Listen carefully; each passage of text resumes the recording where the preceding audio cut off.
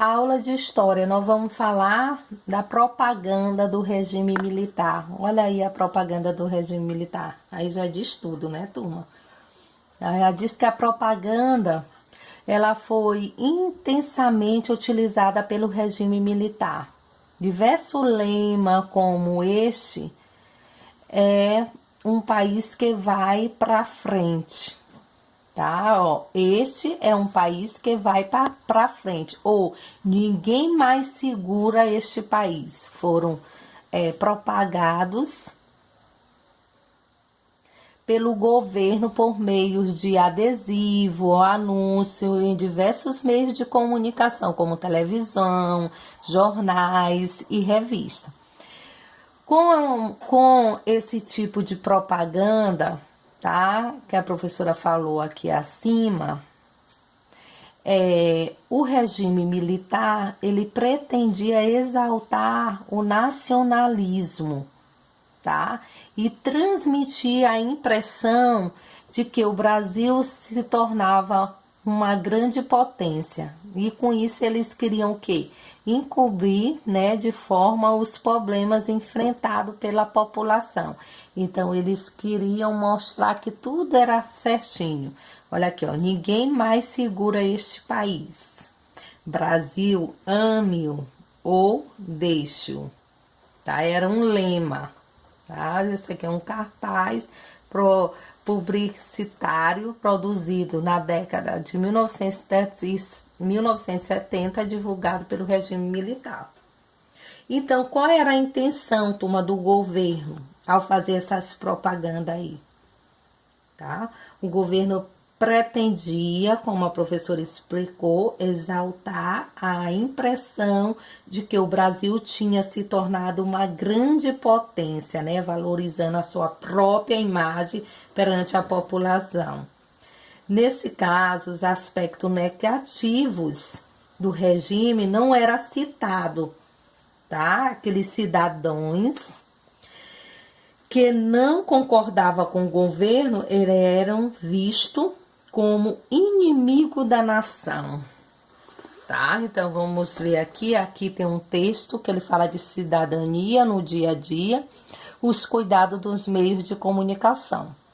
Durante o regime militar, turma, em outros períodos da história brasileira, os meios de comunicação foram usados para valorizar o governo e fazer propagandas dele.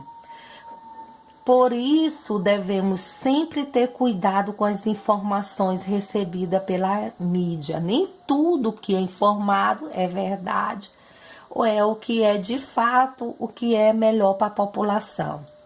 Pois elas podem, o quê? Limitar o modo como se formamos nossa opinião. Eles, por exemplo, vão colocar algo que a gente vai olhar ali e vai jurar que é verdade, então a gente vai ficar achando que aquilo ali é o correto, né? Então a gente tem que ter muita atenção. Vamos ver algumas situações aí apresentadas aí nos cartazes, ó, educação de qualidade. Até hoje a gente vê cartazes aí dizendo educação de qualidade. Será que nós temos mesmo a educação de qualidade? Mais dinheiro para a educação. Será que a gente tem verba mesmo? Será que essa verba chega mesmo para desenvolver essa educação de qualidade? Mais respeito às escolas. Será que a escola é respeitada? Então, ao longo do dia a dia, recebemos diversas informações e observamos muitos acontecimentos importantes, né? E, no entanto, nem sempre os meios de comunicação nos mostram, turma, as coisas como elas acontecem. Muitas das vezes nós somos apresentados apenas um ponto de vista que pode estar distorcido. Por isso, é muito importante que nós possamos pesquisar, ouvir várias fontes, né, para poder a gente se obter o conhecimento correto, de fato, se aquilo realmente, de fato, é o correto. Porque não é só a gente olhar um noticiário e já achar que é daquela forma, não. tá? Então, aqui diz o seguinte: você costuma pesquisar outras fontes e confirmar as informações que recebe pelos meios de comunicação? Eu vou ser bem sincera, às vezes a gente até pela questão do tempo, a gente não procura verificar, né? Porque é importante sempre, turma, a gente conversar com diferentes pessoas, buscar informações em diversos meios de comunicação, para poder a gente verificar se é correto ou não. Então, vamos dar continuidade na página 266, que vai falar da resistência à ditadura. O nome resistência já diz. Durante todo esse período do regime militar, tá, turma? Diversos movimentos de resistência à ditadura ocorreram no país. Pessoas de diferentes grupos da sociedade fizeram oposição ao regime e denunciaram os problemas, como a falta de liberdade e o intenso uso da violência pelo governo.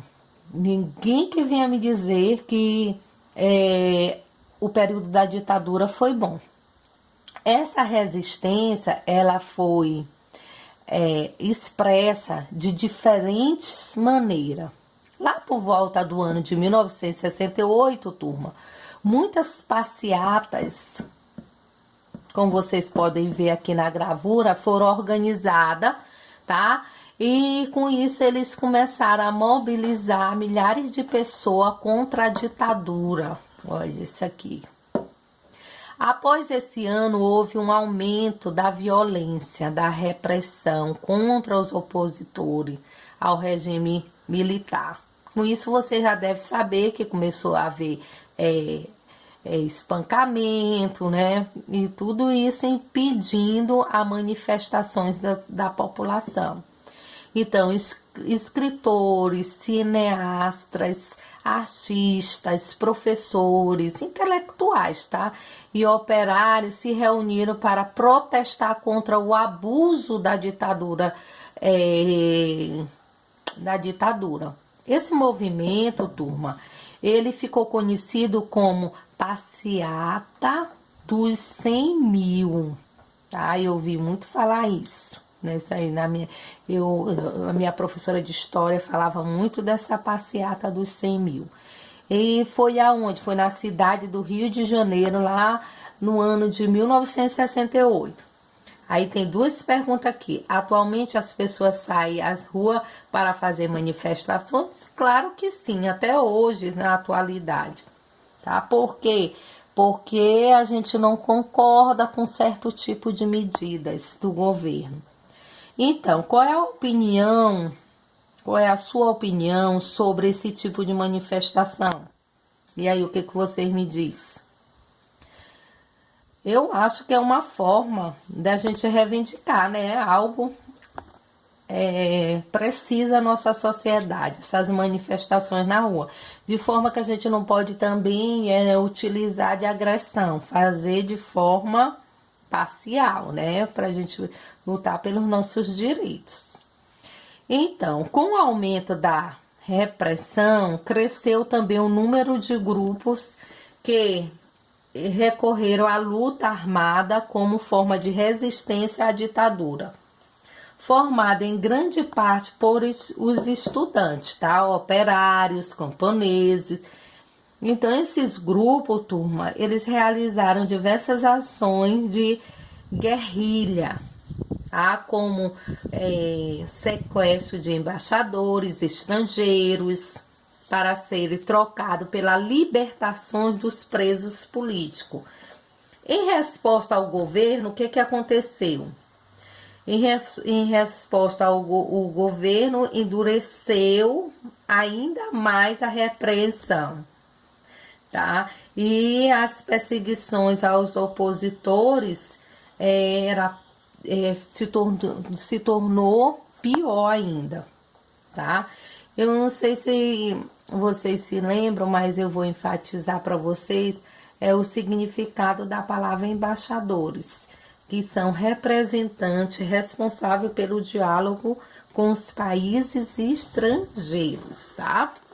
Então, vamos agora para a página 267, que a gente vai falar da resistência e a produção da cultural, tá? Resistência e produção cultural. Isso aqui também foi outro tipo de resistência realizada, tá? Isso aqui foi outro tipo de resistência realizada nesse período, que foi cultural. Diante das arbitrariedades cometidas pelos militares, turma, diversos artistas, como músicos, escritores, autores, cartunistas, artistas plásticos, tornaram-se cada vez mais, eles começaram a se engajar, né, politicamente. Para quê? Para melhorar, né? E dessa maneira, durante o período da ditadura militar, houve uma intensa produção de conteúdos artísticos. Olha que legal, que denunciavam a violência intensa da produção de conteúdo artístico, tá? Que denunciava a violência da opressão, turma, tá? Praticada pelo governo. Então, esses conteúdo artístico, ele veio acrescentar. Mas, porém, diante do controle do regime, tá? Aos meios de comunicação, os artistas tinham de ser muito criativos para que suas obras não fossem censuradas. Então, as denúncias, as críticas realizadas pelos artistas foram fundamentais para a população, tá? Para que ela pudesse perceber que ocorria no nosso país, tá? Então, mediante isso, eles começavam a posicionar-se contra a ditadura, porque os artistas, aos poucos, foi mostrando o que era realmente. Então, aqui, ó, o cartaz: contra a censura pela cultura. Teatro é cultura, cultura é liberdade.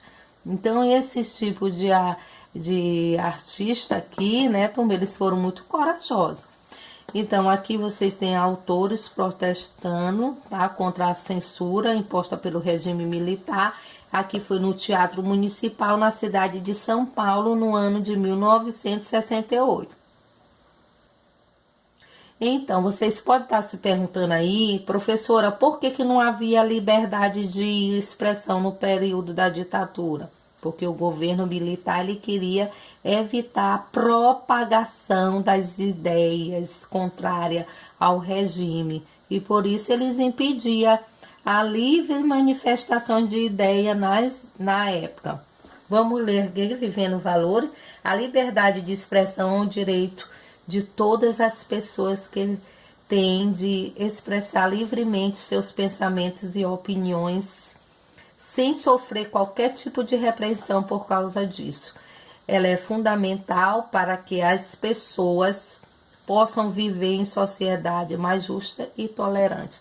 Até hoje eu me pergunto, será que a gente não vive num país de ditadura?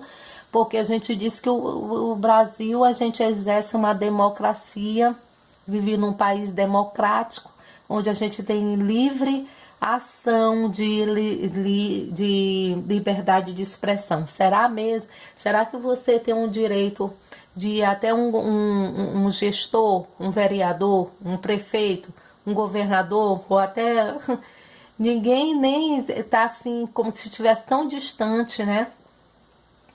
Então, até hoje nós estamos sendo, né, dito o que fazer, tá?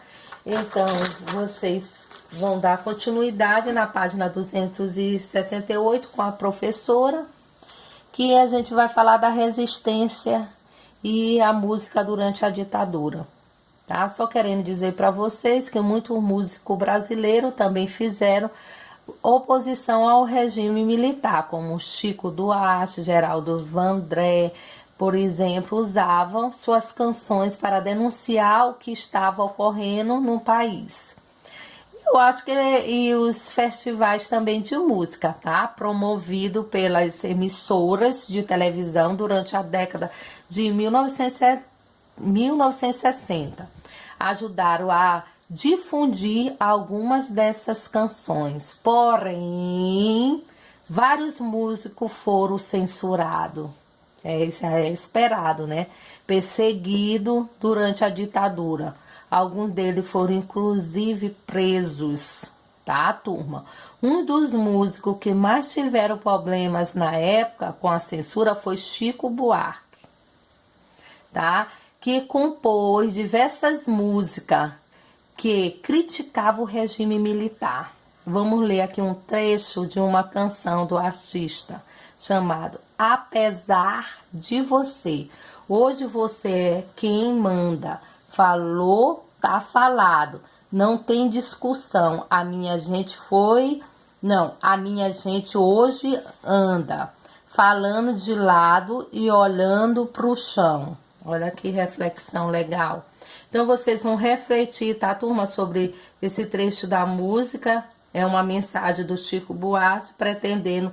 Eu quero saber o que ele pretendia com essa mensagem aqui. O que ele queria transmitir à população. O que vocês acham? Hein? Ele tá o quê? Criticando, né, as medidas autoritárias, tá? O regime militar, denunciando as suas medidas autoritárias. A falta de liberdade, opressão a quem era contrário à ditadura militar. Então, eu acho bem legal essa forma de expressão dos músicos, não é? O tropicalismo. O que é o tropicalismo? Um dos movimentos musicais de maior destaque neste período, que foi o tropicalismo. Entre outras questões, turma, os membros desse movimento, como Caetano Veloso e Gilberto Gil, reivindicavam também a maior liberdade de expressão. Não esqueço, o movimento tropicalismo. Tá? Então vocês vão ficar para responder aí na agenda da página 269. Até a próxima aula de história.